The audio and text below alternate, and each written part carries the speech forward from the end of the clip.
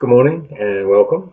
Um, have you ever had that kind of feeling that you've written something or you've said something and then you try to explain it a bit more and a bit more and then eventually you finally hit upon making sense of it?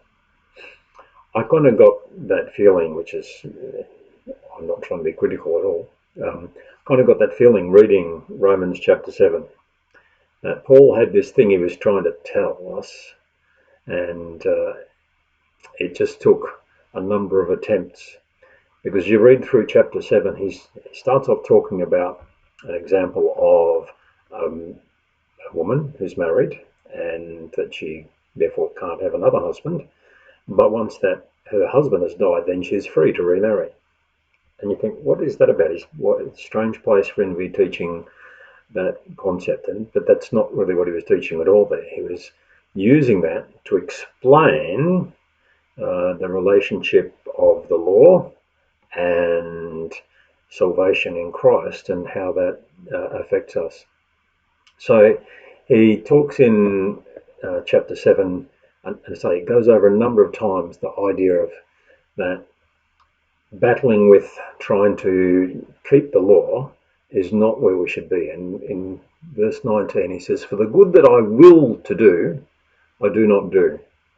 But the evil I will not to do, that's I practice." And he covered that kind of thing about 3 or 4 times through that chapter. That if we're trying to do things according to the law, we're still trying to live according to the law, which the Jews had been doing for centuries, then they just battle and they don't make it. But the really good news comes when we move into the next chapter. And at the beginning of Romans chapter 8, it says, "There is therefore now no condemnation to those who are in Christ Jesus, who do not walk according to the flesh, but according to the Spirit.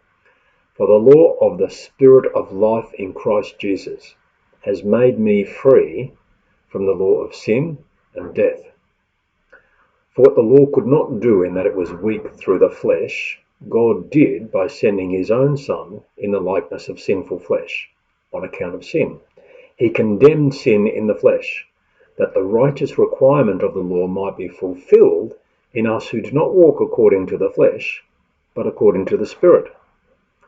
For those who live according to the flesh set their minds on the things of the flesh, but those who live according to the Spirit, the things of the Spirit."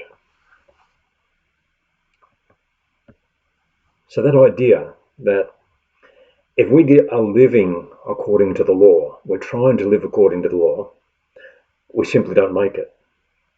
Yeah. Even Paul was saying, the things I want to do, I don't do.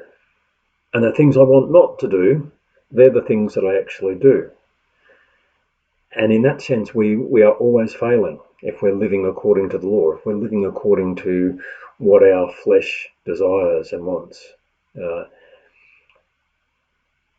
But by living according to the Spirit and life in the Spirit, we are set free. It said there, "The law of the Spirit of life in Christ Jesus hath made me free from the law of sin and death." Because Jesus has paid that price. Yeah, he's paid that price that we would have to pay because of the law. And so we've been set free. Set free to live our lives according to his Spirit. And so the last verse that he had there in that section, "For those who live according to the flesh set their minds on the things of the flesh, but those who live according to the Spirit, the things of the Spirit." So a real challenge for us is, where is our mindset? Where are we? What do we live our lives? Do we live our lives according to the flesh and the things that we think we want, the things that our body and the world around us tells us that we want and need? Or do we set our mind on the things of the Spirit? And do we immerse ourselves in the Word? Do we spend time in prayer? Do we seek to do what God calls us to do? to reach out to people, to share his love and his message in the world. If we set our minds on the things of the Spirit, we will be free. Have a good day.